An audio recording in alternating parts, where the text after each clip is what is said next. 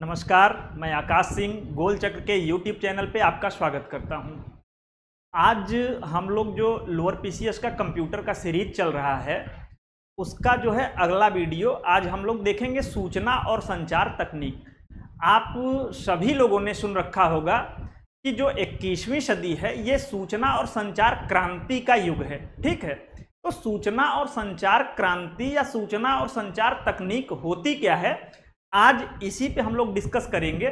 और ये बहुत ही इम्पॉर्टेंट टॉपिक है। इसमें हम लोग जो भी एग्जाम ओरिएंटेड फैक्ट है उसको भी देखते चलेंगे और विथ कॉन्सेप्ट पूरे चीज़ों को बहुत ही सहज और सरल भाषा में समझेंगे। तो आइए सीधे शुरू करते हैं, सूचना एवं संचार प्रौद्योगिकी। ठीक है, तो सूचना और संचार प्रौद्योगिकी सबसे पहले समझ लेते हैं क्या है। ठीक है, इसको आईसीटी बोलते हैं, इंफॉर्मेशन एंड कम्युनिकेशन टेक्नोलॉजी। ठीक है, इंफॉर्मेशन एंड कम्युनिकेशन टेक्नोलॉजी। तो आईसीटी का फुल फॉर्म भी पूछता है, तो याद रखिएगा आईसीटी का फुल फॉर्म क्या है, इंफॉर्मेशन एंड कम्युनिकेशन टेक्नोलॉजी। यहां पर जो है दो चीजें हैं आईसीटी में, उसको समझ लेते हैं, फिर हम लोग इस चैप्टर में आगे बढ़ते हैं। आईसीटी जो है ये आईटी यानी कि इंफॉर्मेशन टेक्नोलॉजी और सीटी यानी कि कम्युनिकेशन टेक्नोलॉजी। तो ये दो शब्दों से मिलकर बना हुआ है। एक है आईटी इंफॉर्मेशन टेक्नोलॉजी और दूसरा है सीटी यानी कि कम्युनिकेशन टेक्नोलॉजी। ठीक, आईटी का मतलब क्या होता है, नाम से ही लग रहा है, इंफॉर्मेशन टेक्नोलॉजी, वह तकनीक जिसमें सूचना का संग्रह, भंडारण, प्रसंस्करण और पुनर्प्राप्ति किया जाता है।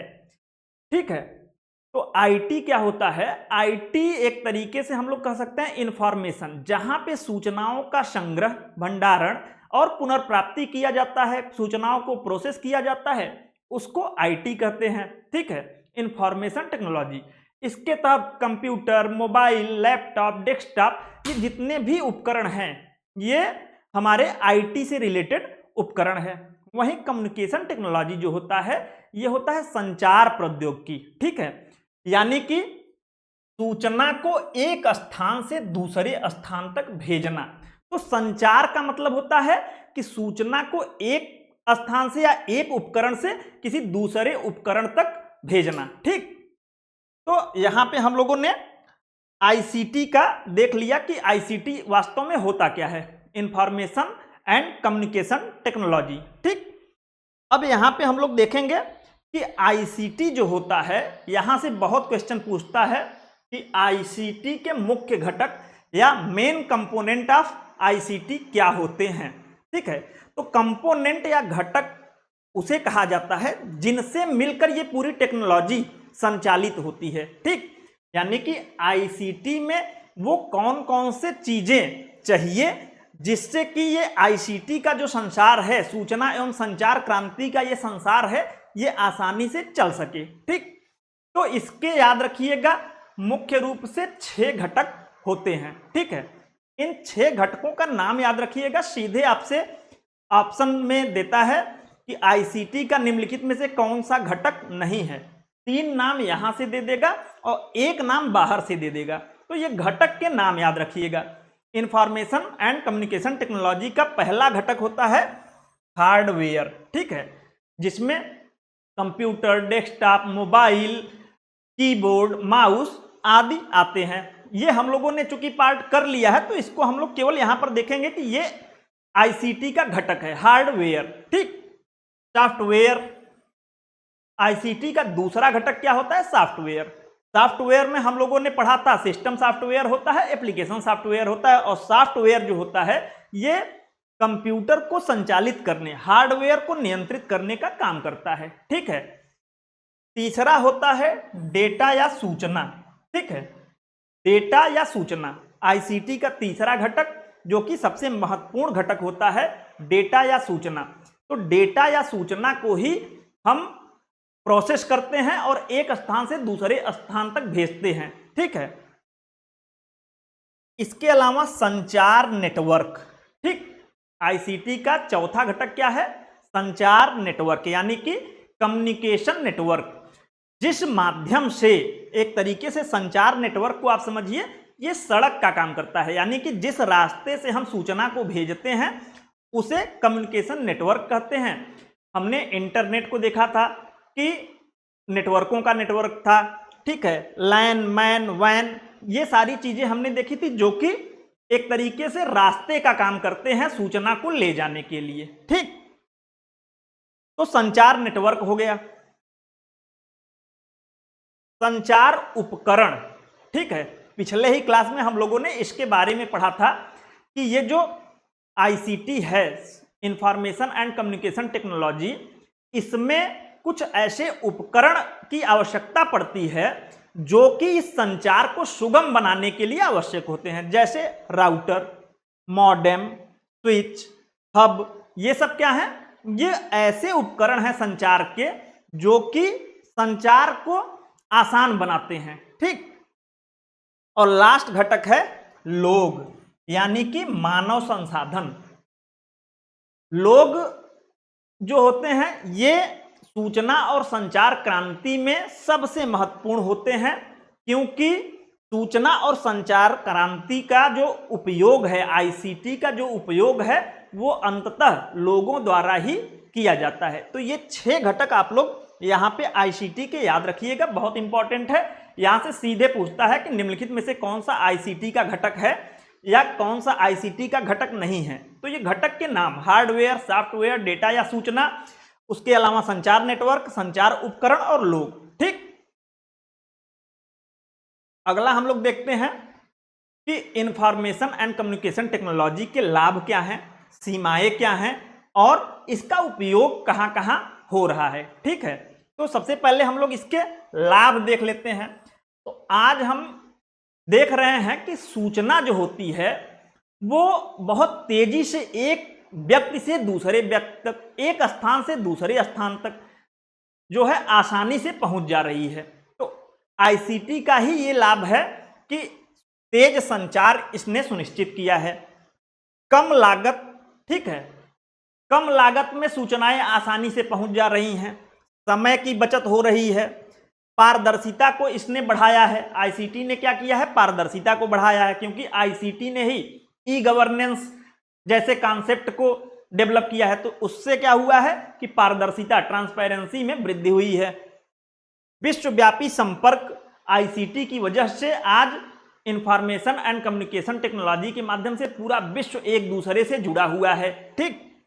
और डेटा की सुरक्षा, तो ये आईसीटी के लाभ हैं। इसको एक बार देख लीजिएगा।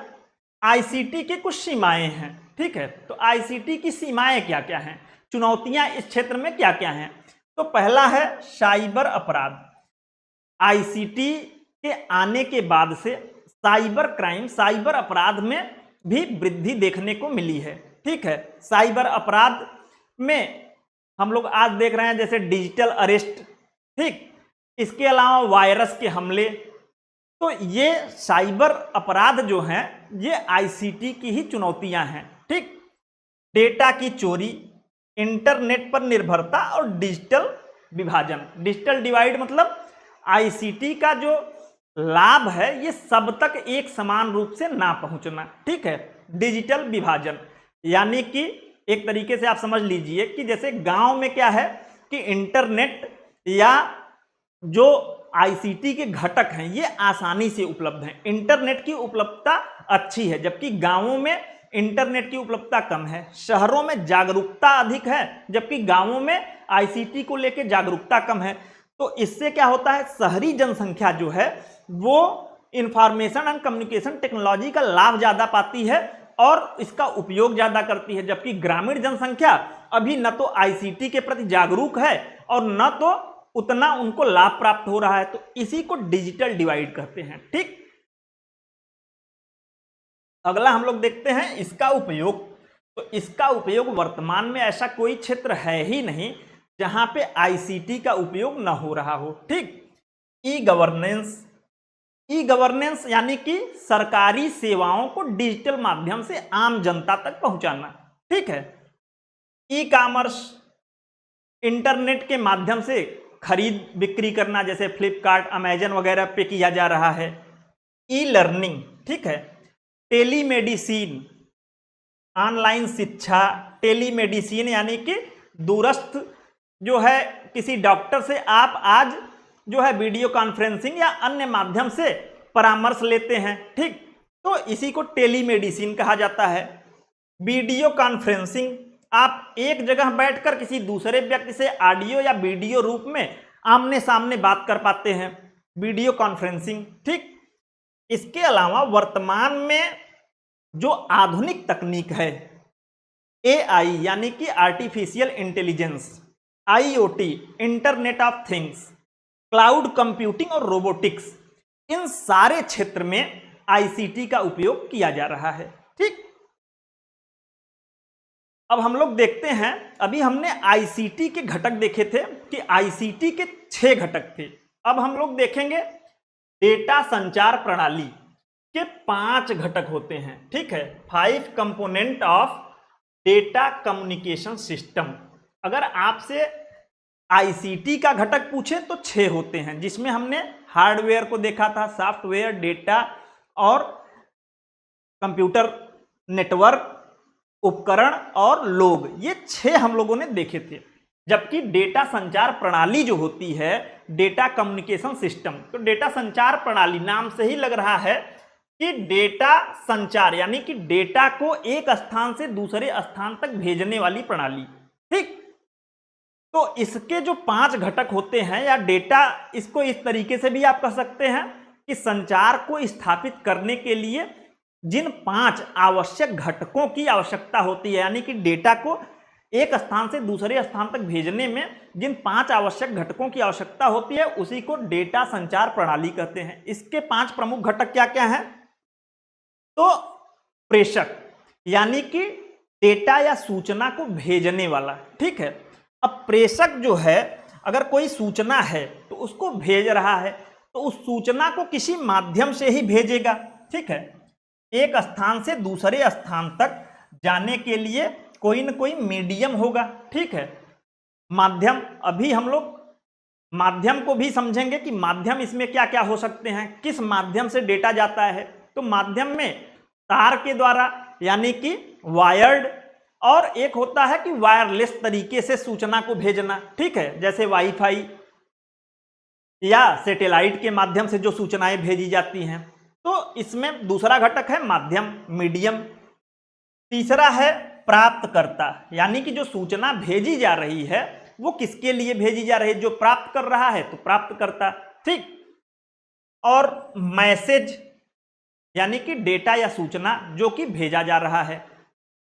और लास्ट है प्रोटोकॉल, 5वां प्रोटोकॉल, यानी कि प्रेषक से प्राप्तकर्ता तक जो सूचना भेजी जा रही है, जिस भी माध्यम से भेजी जा रही है, उस तक पहुंचने के लिए कुछ नियम, कुछ प्रक्रियाएं निर्धारित की जाती हैं, उसी को प्रोटोकॉल कहते हैं। हम लोगों ने प्रोटोकॉल को पिछले क्लास में बहुत अच्छे ढंग से पढ़ा था, तो आज हम लोग प्रोटोकॉल को नहीं पढ़ेंगे। आज हम लोगों का मेन उद्देश्य माध्यम को पढ़ना है, ठीक है, कि डेटा संचरण के लिए जो मीडियम होते हैं वो क्या होते हैं, क्योंकि यहां से ढेर सारे क्वेश्चन आते हैं। अगला हम लोग देखते हैं संचार का माध्यम। आज हम लोगों का मुख्य टॉपिक यही है आईसीटी में, और यहां से चूंकि क्वेश्चन आते हैं, आप लोग पढ़ेंगे तो खुद ही समझ पाएंगे कि यहां से किस टाइप के क्वेश्चन आते हैं, और लगभग हर एग्जाम में यहां से ढेर सारे क्वेश्चन आपको देखने को मिलते हैं।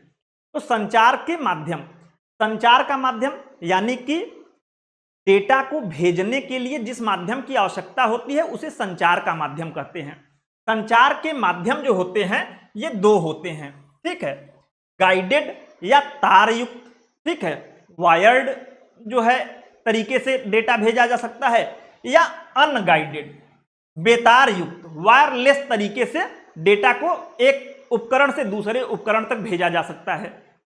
तो संचार का माध्यम 2 होता है, तार युक्त यानी कि गाइडेड, इसमें तार के माध्यम से एकदम गाइडेड तरीके से जो है डेटा को भेजा जाता है, जबकि अनगाइडेड या बेतार युक्त वायरलेस तरीके से, यानी कि इसमें डेटा जो है एक तरीके से हम लोग कह सकते हैं विद्युत चुंबकीय तरंगों के रूप में जो है चलती है, और इसमें तार का प्रयोग नहीं किया जाता। ठीक, गाइडेड में हम लोग मुख्य रूप से 3 जो है पढ़ेंगे कि तार युक्त जो संपर्क है जिसके माध्यम से डेटा भेजा जा रहा है, इसमें 3 है। ट्विस्टेड पेयर केबल, इसको देखेंगे, इससे क्या एग्जाम में क्वेश्चन आते हैं। कोएक्सियल केबल, कोएक्सियल केबल क्या होता है और यहां से इंपॉर्टेंट फैक्ट क्या है, और ऑप्टिकल फाइबर जो कि बहुत ही महत्वपूर्ण है और यहां से लगभग हर एग्जाम में प्रश्न आते हैं। तो ये 3 हम लोग देखेंगे तारयुक्त, जिससे कि डेटा का संचरण किया जाता है। और अनगाइडेड को हम लोग फिर 2 भागों में बांटेंगे, एक लॉन्ग रेंज और दूसरा शॉर्ट रेंज कम्युनिकेशन। ठीक है, लॉन्ग रेंज कम्युनिकेशन यानी कि दूर तक जो डेटा का संचार किया जाता है वो लॉन्ग रेंज कम्युनिकेशन कहलाता है, और छोटी दूरी तक अगर जो है डेटा का संचार किया जा रहा है तो उसे शॉर्ट रेंज कम्युनिकेशन कहा जाता है। ठीक है, लॉन्ग रेंज कम्युनिकेशन में हम लोग 5 चीजों को पढ़ेंगे, radio waves, microwave, WiMAX, satellite, wifi. ठीक है, और शॉर्ट रेंज में हम लोग 5 चीजों को पढ़ेंगे, इंफ्रारेड, ब्लूटूथ, वाईफाई, लाईफाई और जिगबी। यहां से आपको निश्चित तौर पे क्वेश्चन आते हैं, और किस टाइप के आते हैं ये हम लोग आगे देखते हैं। ठीक, तो अब एक एक करके हम लोग इसको पढ़ते चलते हैं। पहला है युग्म तार। ठीक है, गाइडेड मीडिया में पहला हम लोगों ने देखा था ट्विस्टेड पेयर केबल। ठीक है, युग्म तार।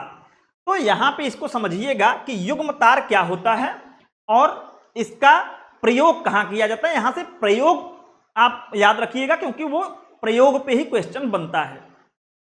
तो युग्म तार, पहला युग्म तार में क्या होता है कि तांबे के 2 तार आपस में जो है एक तरीके से ट्विस्ट करके या ऐंठ कर जो है जोड़ दिया जाता है, और इस दोनों तारों के ऊपर, ये तांबे के तार हैं दोनों, इनको आपस में लपेट कर जो है जोड़ दिया जाता है, और इसके ऊपर ये कुचालक पदार्थ का जो है कोटिंग कर दिया जाता है, कुचालक पदार्थ इसके ऊपर लगा दिए जाते हैं।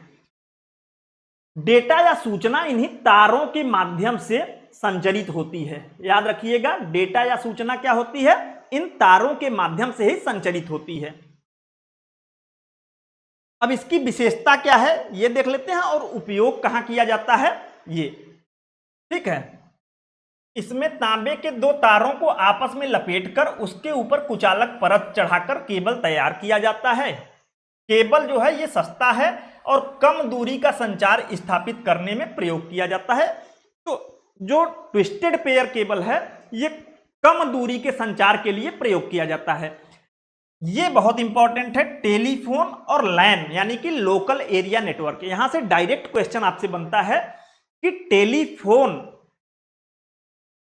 जो है, टेलीफोन के स्थापना करने में किस प्रकार के केबल का प्रयोग किया जाता है। तो याद रखिएगा, ट्विस्टेड पेयर केबल, टेलीफोन में ट्विस्टेड पेयर केबल, ठीक है, प्रयोग किया जाता है। दूसरा लैन यानी कि लोकल एरिया नेटवर्क जो होता है, चूंकि ये कम दूरी का जो है संचार स्थापित करने के लिए बनाया जाता है, तो लैन जो होता है ये लोकल एरिया नेटवर्क जो स्थापित किया जाता है, जो कि छोटे दूरी में होता है, जैसे कोई कंप्यूटर लैब बनाया जा रहा हो। ठीक है, तो ऐसी जगह पर किस केबल का प्रयोग किया जाता है, तो लैन को बनाने में भी ट्विस्टेड पेयर केबल बनाया जाता है। तो ये उपयोग इंपॉर्टेंट है, इसको स्टार लगा लीजिएगा, ये याद रखना चाहिए। ठीक, ट्विस्टेड पेयर केबल जो होता है, युग्म तार, ये 2 प्रकार का होता है, यूटीपी, एसटीपी।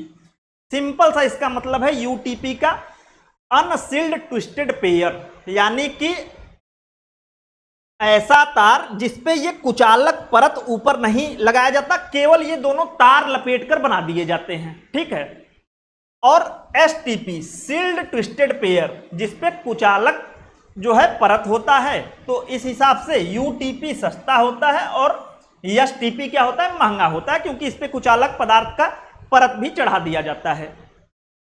अब यहां पे देख लीजिएगा कि ये जो युग्म तार है इसका आविष्कार किसने किया, बहुत इंपॉर्टेंट है। 1881 में इसका आविष्कार अलेक्जेंडर ग्राहम बेल द्वारा किया गया। ठीक है, हम लोग जानते हैं कि अलेक्जेंडर ग्राहम बेल जो थे, इनको टेलीफोन का आविष्कारक भी कहा जाता है। इन्होंने 1876 में, ठीक है, 1876 में टेलीफोन का आविष्कार किया। जब इन्होंने टेलीफोन का आविष्कार किया तो उसमें कुछ समस्याएं आ रही थी। समस्याएं क्या थी कि जो वायस होता है उसमें जो है एक तरीके से हस्तक्षेप हो रहा था, नॉइज जो है बहुत ज़्यादा शोरगुल, और उसकी वजह से जो है बातचीत करने में बहुत ज़्यादा डिस्टरबेंस होता था। तो उसी डिस्टरबेंस को दूर करने के लिए 1876 में टेलीफोन का आविष्कार किया और 1881 में इसी डिस्टरबेंस को दूर करने के लिए टेलीफोन लाइनों में शोर और हस्तक्षेप को कम करने के लिए इन्होंने ट्विस्टेड पेयर केबल का आविष्कार किया, जिससे कि ये नॉइज और हस्तक्षेप कम हो जाए। तो यहाँ पे याद रखिएगा, ग्राहम बेल को ट्विस्टेड पेयर केबल के जनक हैं। तो इसका मुख्य उपयोग टेलीफोन में होता है और लोकल एरिया नेटवर्क बनाने में होता है। दूसरा हम लोग आते हैं कोएक्सियल केबल। जो है कोएक्सियल केबल भी एक तरीके से, इसमें मुख्य रूप से एक तांबे का तार होता है। ठीक है, इसी तार के थ्रू डेटा या सूचना को एक उपकरण से दूसरे उपकरण तक भेजा जाता है। इसमें बस अंतर यह है कि ये जो ट्विस्टेड पेयर केबल था उससे मोटा होता है। क्यों? क्योंकि इसमें तांबे के ऊपर एक कुचालक पदार्थ का कोटिंग किया जाता है। इस कुचालक पदार्थ के ऊपर भी ये धातु, चाहे तांबा हो या एल्युमिनियम, इसकी जाली बना दी जाती है और फिर इस जाली के ऊपर कुचालक पदार्थ की एक परत चढ़ा दी जाती है। तो ये काफी मोटा होता है और इससे सूचना जो है ट्विस्टेड पेयर की तुलना में अधिक तीव्र गति से और अधिक मात्रा में भेजी जा सकती है। ठीक, यानी कि ये ट्विस्टेड पेयर से ज्यादा बेहतर है। ठीक, तो यहां पे विशेषताएं देख लीजिए। ट्विस्टेड पेयर से मोटी और महंगी होती है, अधिक डेटा संप्रेषण दर होता है, त्रुटि कम होती है, लंबी दूरी हो तो इसका उपयोग किया जाता है। अब यहां पे ये उपयोग जो है इसको हमेशा स्टार लगा लीजिए, यहीं से क्वेश्चन बनता है कि केबल टीवी नेटवर्क में किस केबल का प्रयोग किया जाता है। तो कोएक्सियल केबल का प्रयोग किया जाता है। सीसीटीवी कैमरा वगैरह जो लगाए जाते हैं वहां पर भी कोएक्सियल केबल का उपयोग किया जाता है। तो ये 3 स्टार लगा लीजिएगा। तो वहां पे आपने देखा था ट्विस्टेड पेयर केबल में टेलीफोन जो लाइन स्थापित की जाती है वहां पे twisted pair, local area network बनाए जाते हैं ट्विस्टेड पेयर। जबकि अगर आपसे पूछ दे केबल टीवी नेटवर्क में किस केबल का प्रयोग किया जाता है तो कोएक्सियल केबल का प्रयोग, सीसीटीवी में कोएक्सियल केबल का प्रयोग। कोएक्सियल केबल की खोज ओलिवर हेविसाइड ने 1880 में किया। ये इंग्लैंड के वैज्ञानिक थे, तो ये भी याद रखिएगा, ओलिवर हेविसाइड को, जिन्होंने कोएक्सियल केबल का आविष्कार किया। अब जो तार युक्त संचार प्रणाली है उसका सबसे महत्वपूर्ण जो है बिंदु, जिससे कि हर एग्जाम में क्वेश्चन आपको देखने को मिलेंगे। ठीक, प्रकाशीय तंतु, ऑप्टिकल फाइबर केबल वर्तमान में सबसे ज्यादा उपयोग किया जाने वाला केबल प्रकाशीय तंतु केबल है। ठीक, प्रकाशीय तंतु केबल है क्या, इसको हम लोग देख लेते हैं।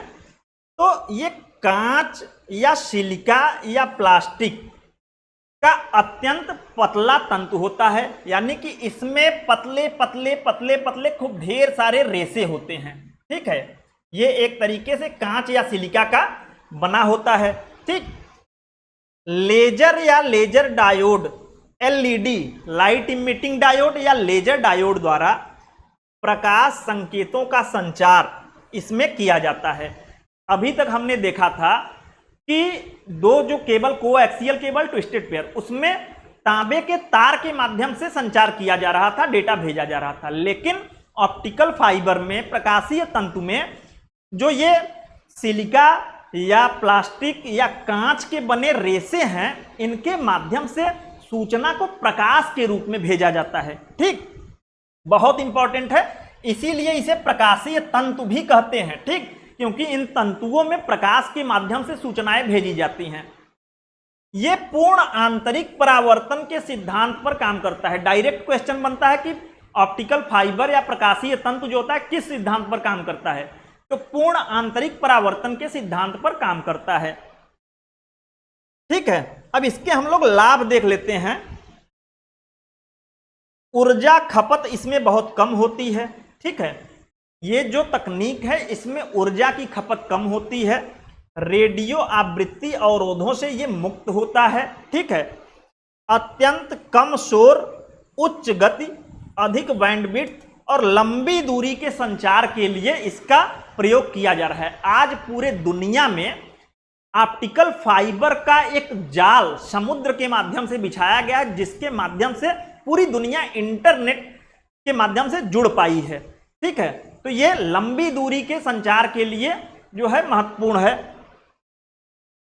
भारत में भी भारत सरकार द्वारा भारत नेट परियोजना चलाया जा रहा है, जिसके तहत भारत के प्रत्येक ग्राम पंचायत को जो है ऑप्टिकल फाइबर नेटवर्क से जोड़ने का प्रयास किया जा रहा है। ठीक, तो ऑप्टिकल फाइबर लंबी दूरी, आपको यहां पे याद रखना है कि ऑप्टिकल फाइबर किस सिद्धांत पे काम करता है, तो पूर्ण आंतरिक परावर्तन के सिद्धांत पे। इसमें सूचना किस माध्यम से भेजा जाता है, तो प्रकाश के माध्यम से भेजा जाता है। सूचना इसमें प्रकाश के रूप में भेजी जाती है। ठीक,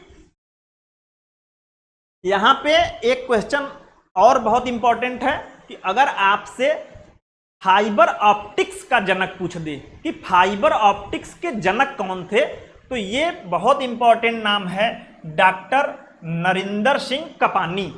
ये भारतीय मूल के थे। इनका जन्म जो है भारत के पंजाब प्रांत में हुआ था 1926 में, लेकिन इन्होंने अमेरिकी नागरिकता ले ली थी, तो ये भारतीय मूल के अमेरिकी नागरिक थे। 1950 के दशक में इन्होंने फाइबर ऑप्टिक्स शब्द को लोकप्रिय बनाया और फादर ऑफ फाइबर ऑप्टिक्स आपसे पूछ दे किसे कहा जाता है, तो नरिंदर सिंह कपानी को, क्योंकि पहली बार इन्होंने ही शोध करके बताया कि कांच के अगर पतले पतले फाइबर या रेसे बनाए जाएं तो उसके माध्यम से प्रकाश के द्वारा सूचनाओं का आदान प्रदान तीव्र गति से किया जा सकता है। ठीक, एक नाम यहां और याद रखिएगा, डॉक्टर चार्ल्स कुएन काओ। ये चीन के हैं। ठीक है, चार्ल्स कुएन काओ 1966 में शुद्ध कांच का फाइबर इन्होंने बनाया, जिससे लंबी दूरी का संचार संभव हो पाया। ठीक है, जब नरिंदर सिंह कपानी ने बनाया था तो इन्होंने कांच लिया, उसकी शुद्धता पे कोई बहुत विचार नहीं किया था, जिससे क्या होता था कि जो सूचना जाती थी उसका क्षय होता था, उसके पहुंचने की दर कम थी, स्पीड कम थी।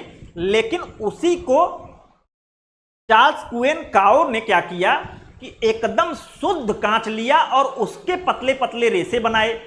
उसमें जब इन्होंने सूचनाओं को भेजा तो वो सूचनाएं बहुत तीव्र गति से बिना क्षय के एक स्थान से दूसरे स्थान तक पहुंच पाई।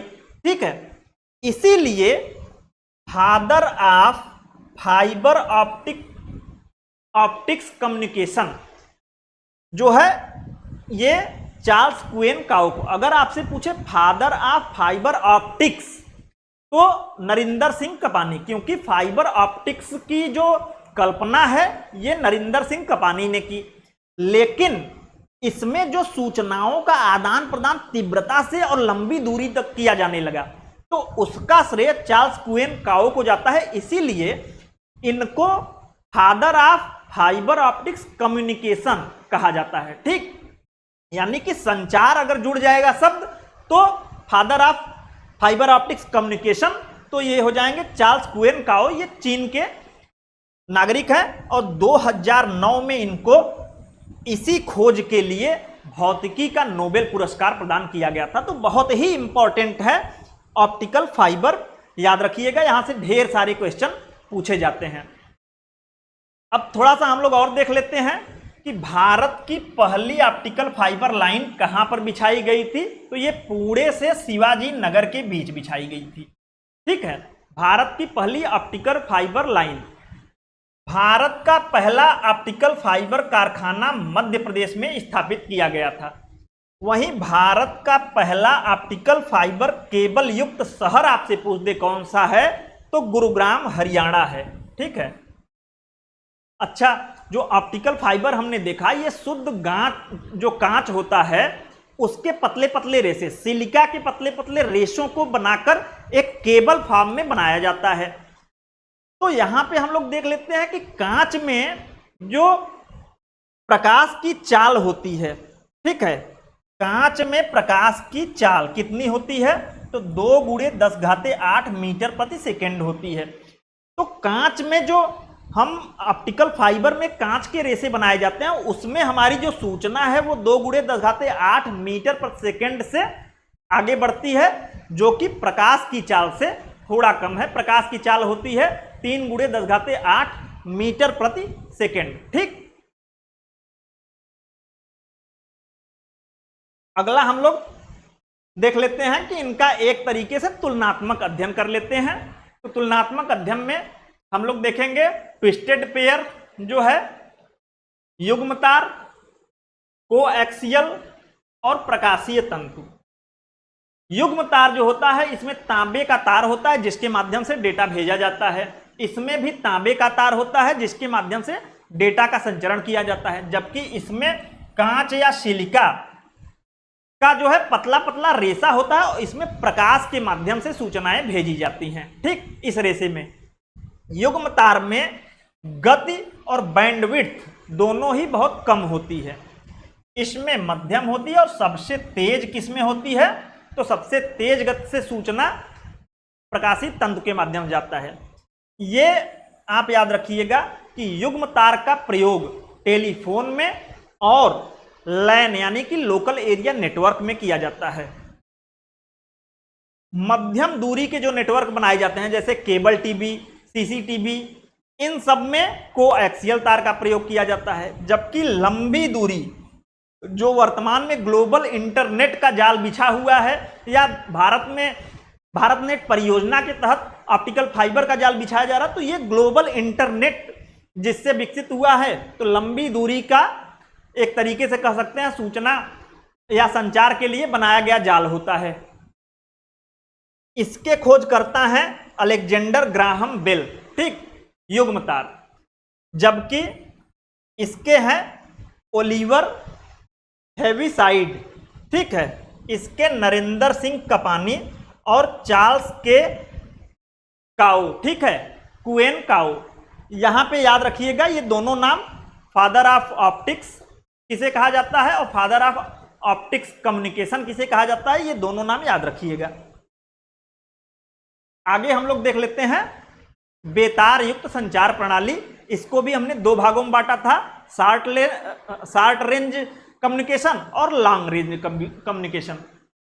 तो बेतार युक्त संचार ये क्या होता है, जिस संचार माध्यम में डेटा को भेजने के लिए किसी तार की आवश्यकता नहीं होती है उसे वायरलेस या अनगाइडेड मीडिया कहते हैं।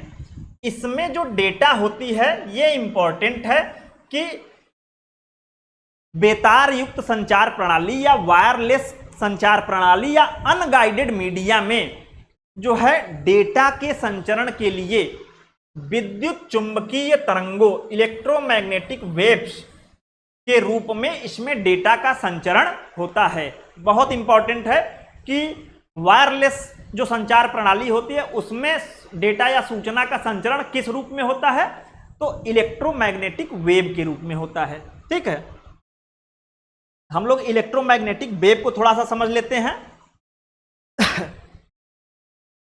इलेक्ट्रोमैग्नेटिक वेव का कुछ प्रॉपर्टी देख लेते हैं, यहां से भी क्वेश्चन आते हैं इलेक्ट्रोमैग्नेटिक वेव के प्रॉपर्टी से। ठीक है, तो इलेक्ट्रोमैग्नेटिक वेव के लिए पहली प्रॉपर्टी होती है कि माध्यम की आवश्यकता नहीं पड़ती है। ठीक है, इसके संचरण के लिए किसी भी माध्यम की आवश्यकता, जैसे ठोस, द्रव, गैस माध्यम की आवश्यकता नहीं होती। इलेक्ट्रोमैग्नेटिक वेव ये निर्वात में भी संचरण कर सकते हैं, चल सकते हैं, जबकि हम लोग जानते हैं कि ध्वनि तरंगे ये निर्वात में नहीं चल सकती। ध्वनि तरंगों के लिए माध्यम की आवश्यकता होती है। ठीक, इसके अलावा गति और संचरण, तो इलेक्ट्रोमैग्नेटिक वेव जो है ये प्रकाश की गति कितनी है? 3 × 10⁸ मीटर पर सेकेंड। तो ये प्रकाश की गति से चलती हैं। ठीक, और फोटॉन से मिलके ये इलेक्ट्रोमैग्नेटिक वेव बनी होती हैं। इसका खोज जो है वो मैक्सवेल ने किया था। तो ये इलेक्ट्रोमैग्नेटिक वेव के कुछ प्रॉपर्टी है, यहां से भी क्वेश्चन बनते हैं, याद रखिएगा। अगला हम लोग देखते हैं कि जो इलेक्ट्रोमैग्नेटिक वेव होता है, हम लोग विद्युत चुंबकीय स्पेक्ट्रम पढ़ते हैं। तो विद्युत चुंबकीय स्पेक्ट्रम में हम लोग 7 स्पेक्ट्रम इसमें मेनली देखा जाता है, और इसी स्पेक्ट्रम पे हमारा पूरा वायरलेस तकनीक एक तरीके से निर्भर है। तो हम लोग इसको पहले समझ लेते हैं कि विद्युत चुंबकीय स्पेक्ट्रम होता क्या है। तो विद्युत चुंबकीय स्पेक्ट्रम में जो 7 विकिरण निकलते हैं, उसमें पहला होता है gamma ray, X ray, ultraviolet यानी पराबैंगनी किरणें, विजिबल लाइट यानी कि दृश्य प्रकाश, इंफ्रारेड, ठीक है, इंफ्रारेड, अवरक्त किरणें, माइक्रोवेव जो है, सूक्ष्म तरंगे, और रेडियो वेव। ये 7 हमारे मिलके विद्युत चुंबकीय जो स्पेक्ट्रम है ये बनाते हैं। ठीक, अब यहां पे याद रखिएगा कि गामा रे की आवृत्ति जो होती है वो सबसे ज्यादा होती है। आवृत्ति गामा रे की सबसे अधिक होती है, जबकि तरंग दैर्ध्य इसकी सबसे कम होती है। यहां पे याद रखिएगा कि आवृत्ति तरंग दैर्ध्य से इनवर्सली प्रोपोर्शनल होता है। तो आवृत्ति ज्यादा और तरंग दैर्ध्य कम। ठीक, अब यहां पर हम लोग देखते हैं कि रेडियो वेव का जो तरंग दैर्ध्य है वो सबसे ज्यादा होता है। ठीक है, और तरंग दैर्ध्य की एक खूबी होती है कि जिस भी वेव का तरंग दैर्ध्य ज्यादा होगा वो अधिक दूरी तक ट्रेवल कर पाती है, जबकि जिस वेव का आवृत्ति अधिक होता है उसमें एनर्जी अधिक होती है और उसकी वेधन क्षमता सबसे ज्यादा होती है। इसीलिए गामा रे और एक्स रे इनकी वेधन क्षमता ज्यादा है, इनके अंदर एनर्जी ज्यादा है।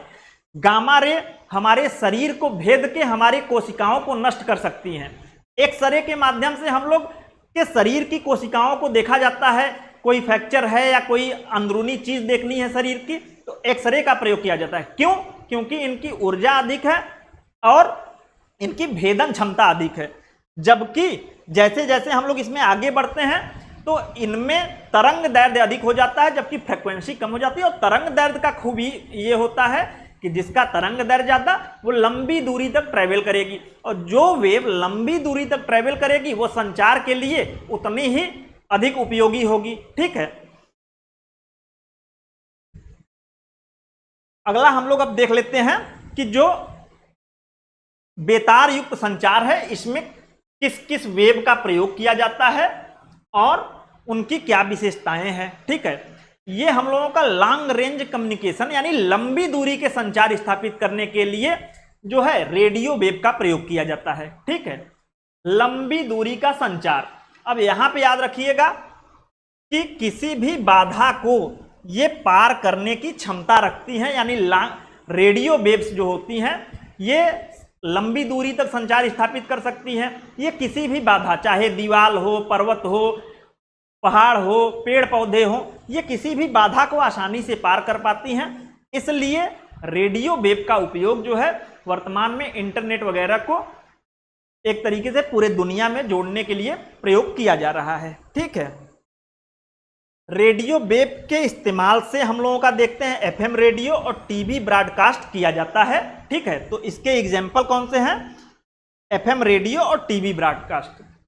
माइक्रोवेव को समझ लेते हैं कि माइक्रोवेव भी एक तरीके से दूर तक संचार स्थापित करने के लिए प्रयोग किया जाता है। ठीक है, लेकिन इसमें एक दिक्कत ये आती है कि माइक्रोवेव जो होते हैं, ठीक, ये मोबाइल टावर एक दूसरे को जो संकेत भेजते हैं उसमें उपयोग किया जाता है। यानी कि मोबाइल नेटवर्क हम लोगों का जो बनता है, मोबाइल टावर जो लगाए जाते हैं, ये उसमें संदेश भेजने के लिए बनाए जाते हैं, ठीक। सीमाएं इसकी क्या है? धूल, वर्षा और खराब मौसम का प्रभाव इस पे पड़ता है। यानी धूल, वर्षा, मौसम की वजह से इसमें सूचनाओं के आदान प्रदान में एक तरीके से डिस्टरबेंस उत्पन्न होता है।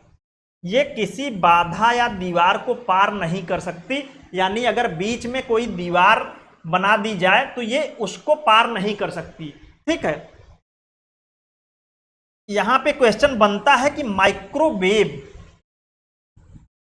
मुख्यतः लाइन ऑफ स्ट्रेट, सीधी दृष्टि के सिद्धांत पर काम करता है। इसका मतलब है कि इसमें जो एंटीना होते हैं ये एक दूसरे के आमने सामने कुछ दूरी पर लगाए जाते हैं और इनके बीच सीधा संपर्क होता है। स्ट्रेट लाइन में ये लगाए जाते हैं और इनके बीच में सीधा संपर्क स्थापित होता है। तो अगर आपसे पूछ दे कि लाइन ऑफ स्ट्रेट या सीधी दृष्टि सिद्धांत पर कौन काम करता है, तो माइक्रोवेव काम करता है, ठीक। इसका उपयोग मोबाइल नेटवर्क, रडार और टीवी में किया जाता है। तो जो हमारा टीवी पे कोई सूचना आती है, रडार एक दूसरे से जो जुड़े रहते हैं, या जो है मोबाइल नेटवर्क होता है, इसमें माइक्रोवेव का उपयोग किया जाता है।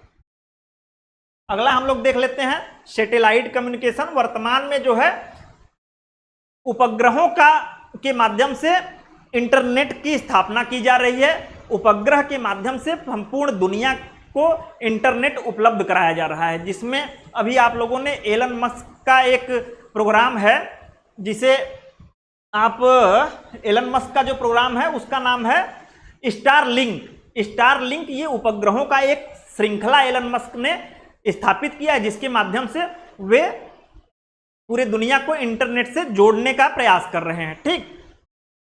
सैटेलाइट कम्युनिकेशन से आपसे क्वेश्चन बनता है कि जो सैटेलाइट होते हैं वो किस कक्षा में, कम्युनिकेशन सैटेलाइट आपसे पूछता है कि किस कक्षा में स्थापित किए जाते हैं।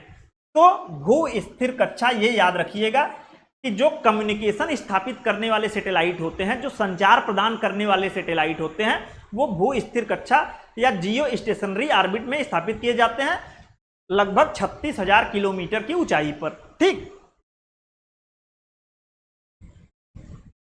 इसका उपयोग हम लोग देख लेते हैं कि डीटीएच में, जीपीएस प्रणाली में, मौसम पूर्वानुमान, टीवी प्रसारण और रक्षा संचार में किया जा रहा है। एलन मस्क का स्टारलिंक इसी का एग्जाम्पल है, ठीक।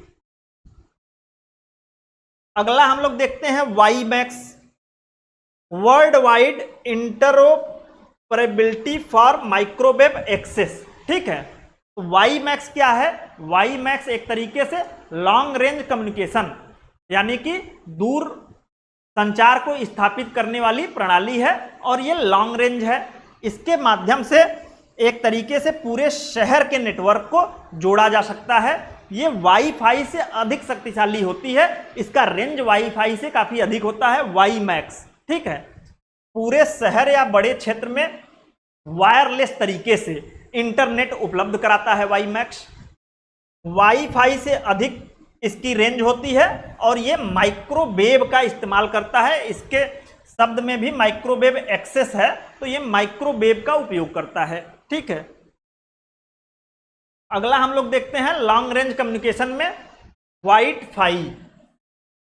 इसका फुल फॉर्म याद रखिएगा, वाइट-फाई का वाइट फिडेलिटी, ठीक है। वाइट फिडेलिटी में अब हम लोग देख लेते हैं कि इसमें कौन सी तकनीक यूज होती है।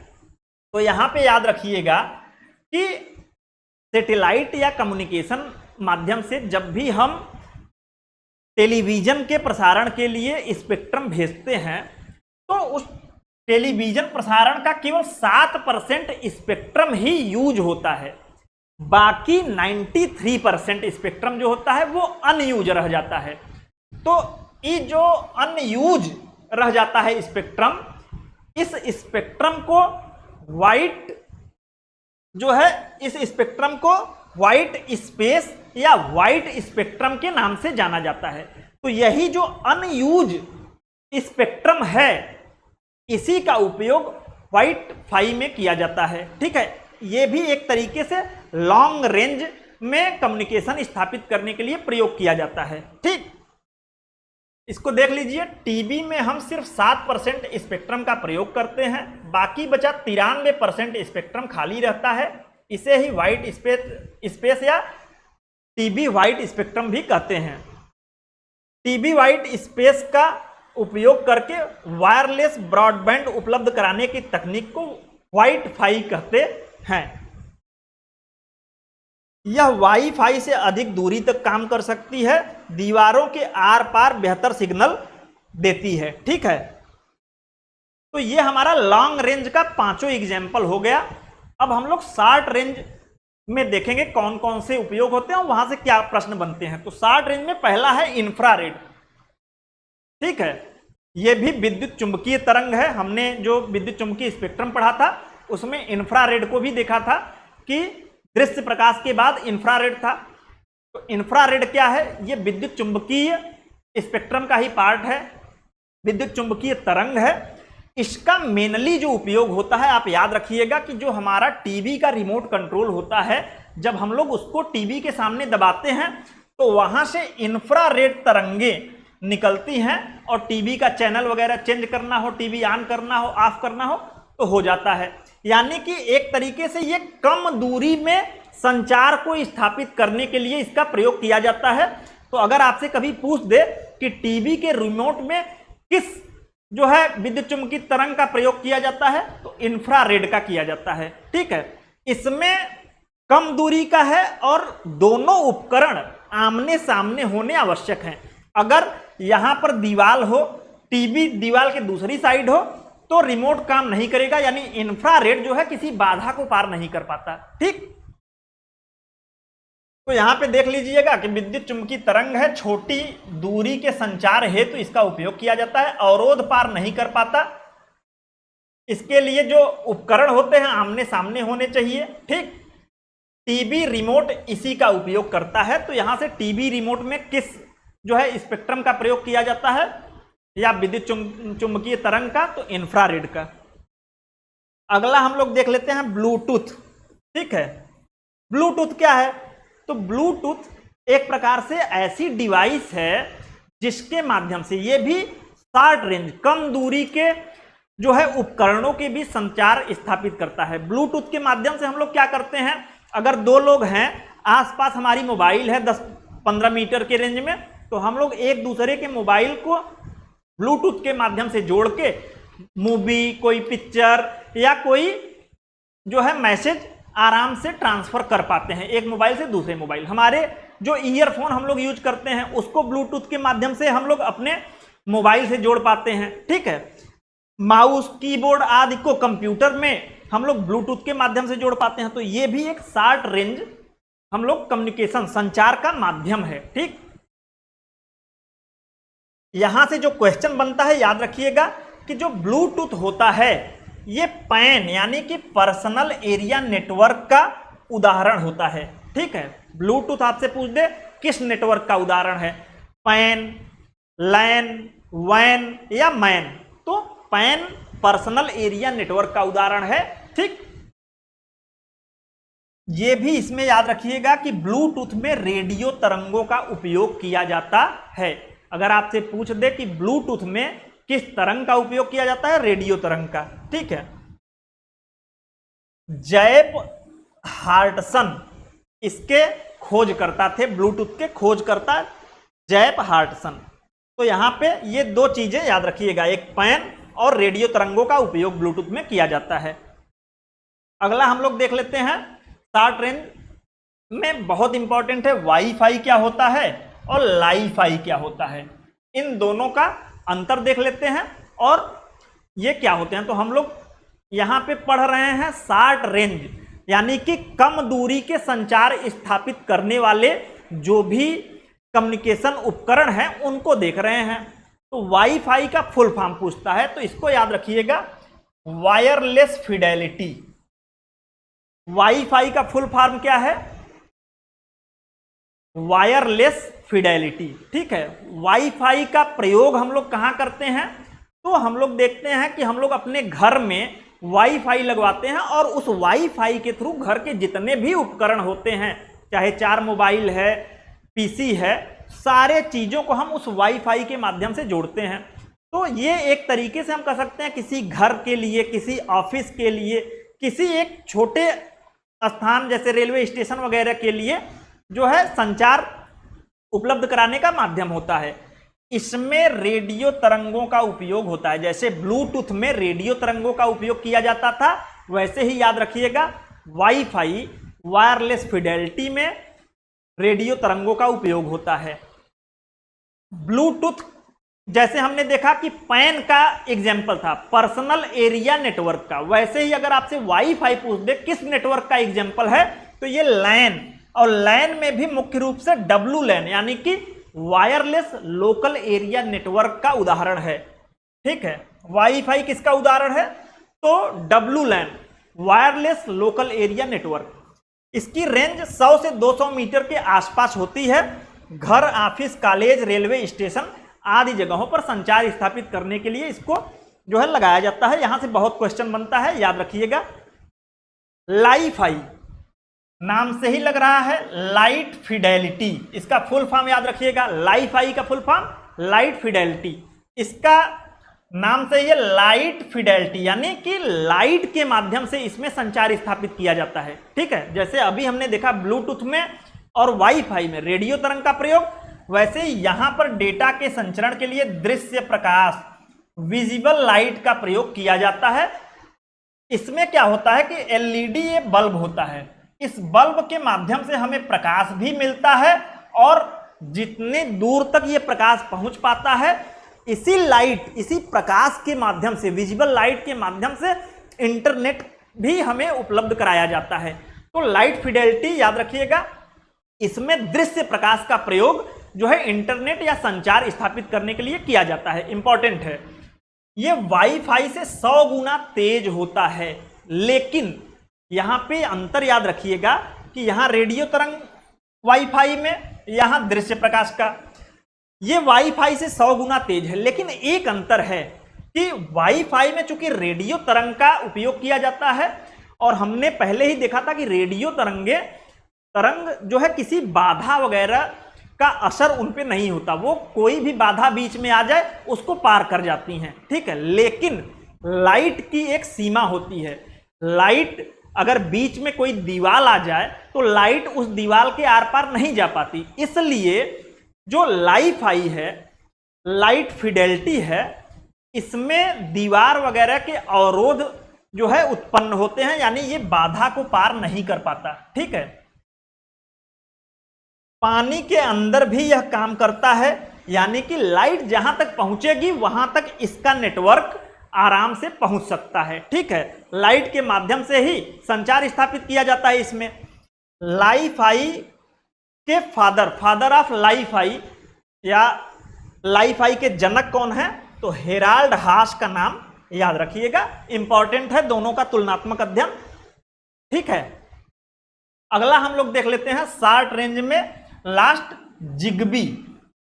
ठीक है, तो जिगबी क्या होता है? तो इसको एकदम आसान भाषा में हम लोग समझ लेते हैं कि जिगबी जो है ये शॉर्ट रेंज कम्युनिकेशन की एक तकनीक है और इसके माध्यम से, जिगबी के माध्यम से एक तरीके से ये इंटरनेट ऑफ थिंग्स की जो सेवाएं हैं वो उपलब्ध कराई जा रही हैं। ठीक है, जैसे आप अपने घर में मान लीजिए आपके कमरे में एक बल्ब लगा हुआ है और उस बल्ब को, आपके कमरे में एक फैन लगा हुआ है, एसी लगी हुई है, उन सारे उपकरणों को जिगबी से जोड़ दिया जाता है। ठीक है, जिगबी क्या करेगा? उन सारे उपकरणों को तक संचार स्थापित करेगा और जैसे ही आप मान लीजिए बाहर से आते हैं कमरे में, तो जिगबी जो है सूचना भेजेगा लाइट को कि लाइट ऑन हो जाए, फैन को फैन ऑन हो जाए। तो एक तरीके से ये इंटरनेट ऑफ थिंग्स का ही एग्जांपल है। और शॉर्ट रेंज, ये एक छोटे घर के अंदर या कमरे के अंदर जितने भी उपकरण होते हैं उनको जोड़ने में उपयोग किया जाता है। ठीक है, यह एक कम बिजली, कम गति और कम दूरी वाली वायरलेस संचार तकनीक है। तो जिगबी आपसे कभी पूछ दे तो ये संचार तकनीक है, वायरलेस संचार तकनीक। इसका उपयोग इंटरनेट ऑफ थिंग्स में व्यापक रूप से किया जाता है। यह पैन पर्सनल एरिया नेटवर्क का उदाहरण है। जिस प्रकार से हमने देखा था कि ब्लूटूथ जो था, ठीक है, पर्सनल एरिया नेटवर्क का उदाहरण, उसी तरीके से पैन का उदाहरण है जिगबी, क्योंकि ये एक कमरे तक सीमित है। ठीक, कार्य प्रणाली इसकी क्या है, इसमें अनेक घरेलू उपकरण आपस में जोड़े जाते हैं ताकि एक ही नेटवर्क से इन्हें नियंत्रित किया जा सके। आप एक तरीके से और याद कर सकते हैं कि अभी हम लोग देखते हैं एक एलेक्सा, हाँ, एलेक्सा का यूज बहुत तेजी से बढ़ा है। एलेक्सा क्या है, इसको वॉइस कमांड देके आपके कमरे में जितने भी उपकरण हैं एलेक्सा से जोड़े जाते हैं। और एलेक्सा एक तरीके से जब हम वॉइस कमांड देते हैं कि एलेक्सा बल्ब जलाओ, तो एलेक्सा जो है ये वॉइस कमांड देती है कि बल्ब जलाओ, और उस बल्ब को जलाने के लिए जब कमांड पाता है तो जिगबी सूचना भेजता है बल्ब के पास। ठीक है, तो बल्ब क्या होता है, वो जल जाता है। तो एक तरीके से एलेक्सा और जिगबी में अंतर यह है कि ये कमांड देता है, ये वॉइस के रूप में कमांड देता है, और जिगबी सूचना के रूप में उसे पहुंचाता है। ठीक, तो आज का हम लोगों का क्लास खत्म हुआ। आज के क्लास में हम लोगों ने पूरा इंफॉर्मेशन एंड कम्युनिकेशन टेक्नोलॉजी देखा, और इसमें जितने भी इंपॉर्टेंट टॉपिक थे, वाईफाई, लाईफाई, माइक्रोवेव, रेडियो तरंगे या अन्य जो भी महत्वपूर्ण, ऑप्टिकल फाइबर क्या होता है, इनसे बहुत सारे प्रश्न आते हैं। तो आप लोग 1 से 2 बार यहां से पढ़ ले जाइएगा, और जो प्रश्न आते हैं, जो इंपॉर्टेंट चीजें हैं, उसको आप नोट्स बना लीजिएगा। ठीक है, तो आज के लिए इतना ही, धन्यवाद।